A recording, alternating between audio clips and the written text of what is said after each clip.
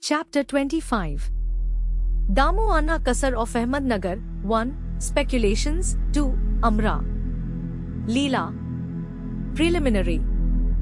We begin this chapter with a bow with all our 8 limbs to Sai Baba, who is an ocean of mercy, the God incarnate, who is Parabrahman and the great Yogeshwara, Lord of Yoga. Victory be unto Sai Baba, who is the crest jewel of the saints, who is the home of all auspicious things, who is our Atmaram, dear self, and who is the able refuge of the devotees. We prostrate ourselves before him, who has attained the aim and end of life. Sai Baba is always full of mercy. What is wanted on our part is wholehearted devotion to him. When a devotee has got firm faith and devotion, his wishes are soon fulfilled. When the desire arose in the mind of Hemadpant to write the life and Leelas of Sai Baba, he immediately got it written by him.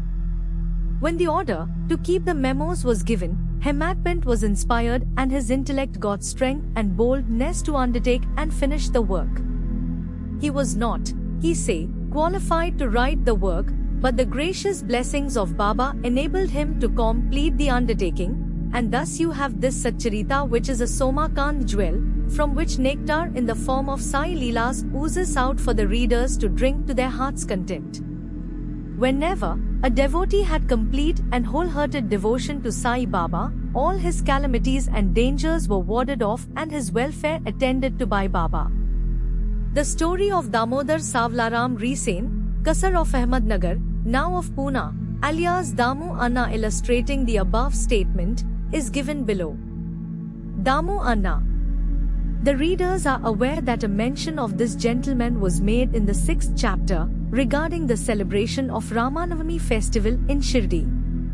He went to Shirdi about the year 1895, when the Ramanavami Utsava celebration began, and from that time he has been providing an ornamental flag for that occasion every year. He also feeds the poor and the fakirs that come there for the festival. His speculations 1. Cotton. A Bombay friend of Damu Anna wrote to him that they should do some cotton speculation business in partnership, which would bring them about 2 lakhs of rupees as profit. Damu Anna says in his statement made about the year 1936 to Mr. B. V. Narasimhaswamy that the proposal about speculating at Bombay in cotton was from a broker who was not to be a partner, and that he, Damu Anna, was to be the sole adventurer. White P. 75 of the Devotees' Experiences Part 2. The broker wrote that the business was good and involved no risks, and that the opportunity should not be lost. Damu Anna was oscillating in his mind. He could not at once determine to venture in the speculation. He thought about this, and as he was a devotee of Baba, he wrote a detailed letter to Shama giving all the facts and requested him to consult Baba and take his advice in the matter.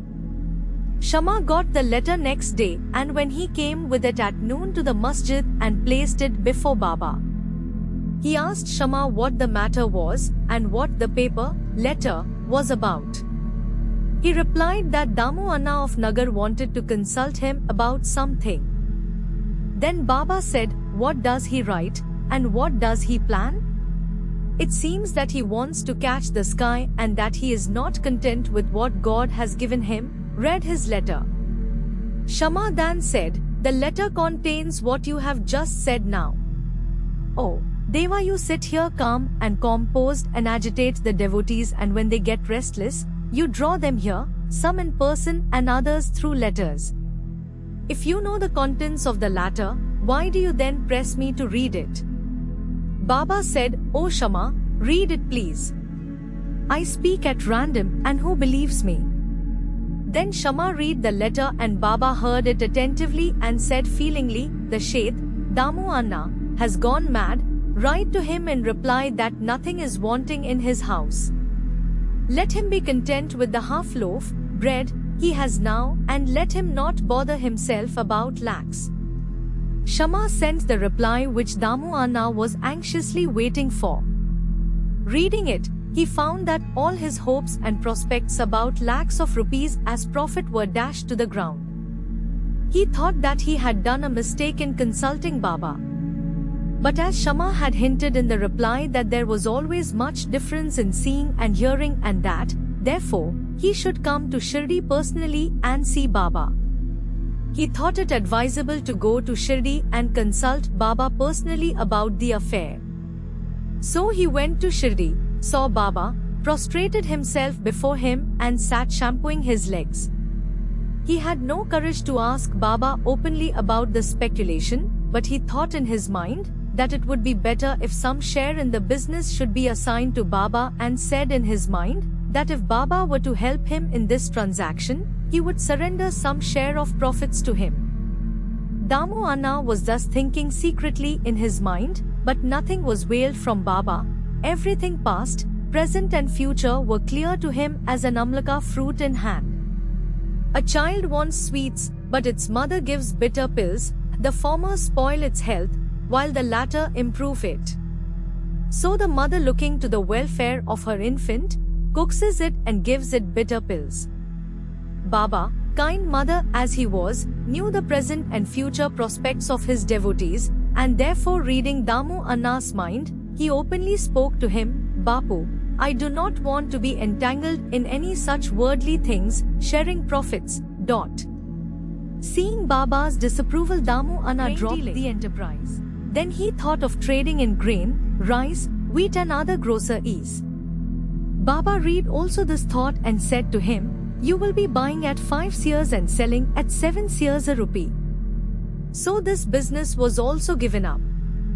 The rise in the prices of grains was kept up for some time, and Baba's prophecy seemed to be falsified, but in a month or two there was abundant rain everywhere and the prices suddenly fell down, and, therefore, those who stored grains suffered a severe loss.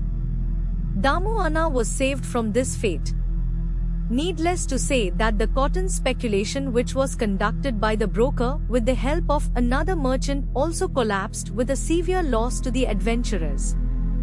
After seeing that Baba had saved him from 2 severe losses in cotton and grain speculations, Damu Anna's faith in Baba grew strong and he remained a true devotee of Baba till his passing away, and even now. Amra Leela, Mango Miracle. Once a parcel of about 300 good mangoes was received at Shirdi.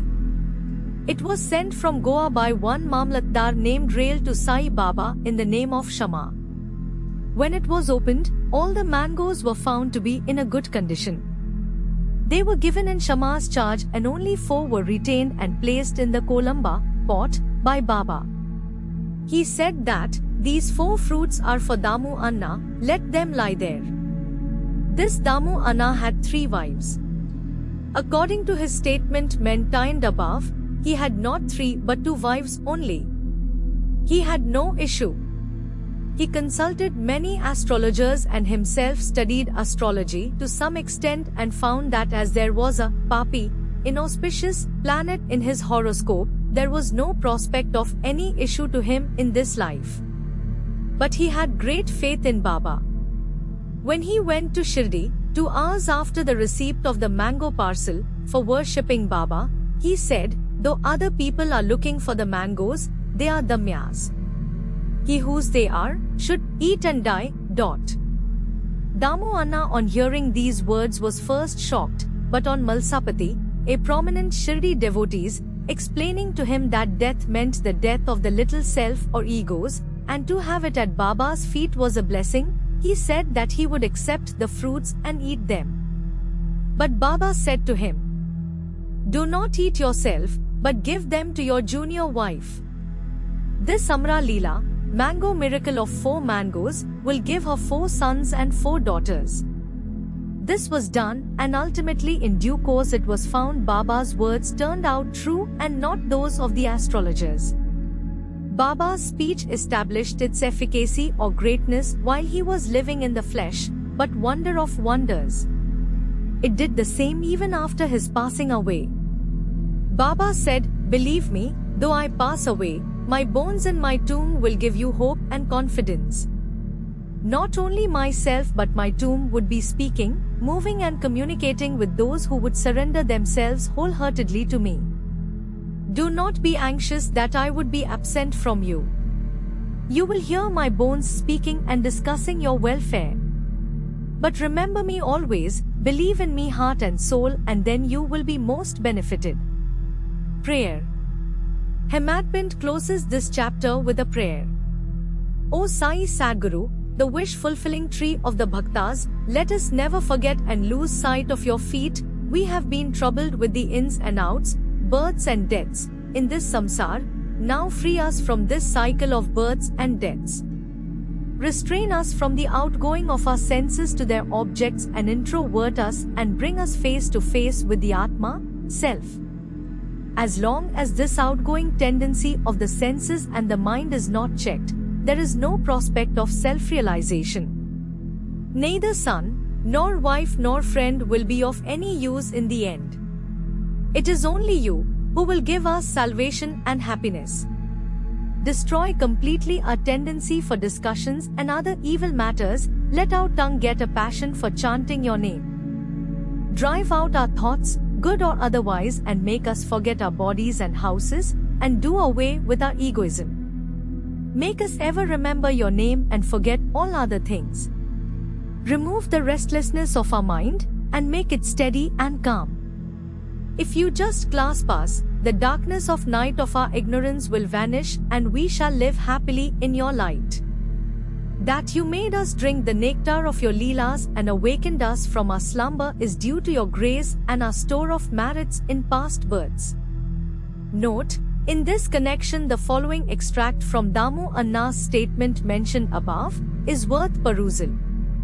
Once when I sat at his feet along with many others, I had two questions in my mind and he gave answers to both. 1. There are so many crowding to Sai Baba. Do they all get benefit from him? To this, he replied orally, look at the mango tree in blossom. If all the flowers brought fruit, what a splendid crop it would be. But do they most fall off, either as flowers or as unripe fruits, by wine, etc. Very few remain. 2. The second question was about myself. If Baba were to pass away, how hopelessly adrift I would be, and how am I to fare then? 2. This Baba answered that he would be with me when and wherever I thought of him.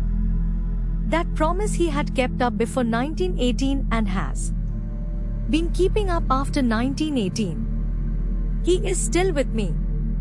He is still guiding me. This was about 1910 to 11, when brothers separated from me and my sister died, and there was a theft and police enquiry, all of which incidents upset me very much. When my sister died, my mind was much upset. I did not care for life and enjoyments. When I went to Baba, he pacified me with his Updesh and made me eat a feast of Puran Poli at Appa Kulkarni's house and get pasted with sandal. There was a theft in my house. A 30 years friend of mine stole my wife's jewel box, including her auspicious nathi, nose ring. I wept before Baba's photo. The next day, the man returned the jewel box and prayed for pardon. Bow to Sri Sai, peace be to all.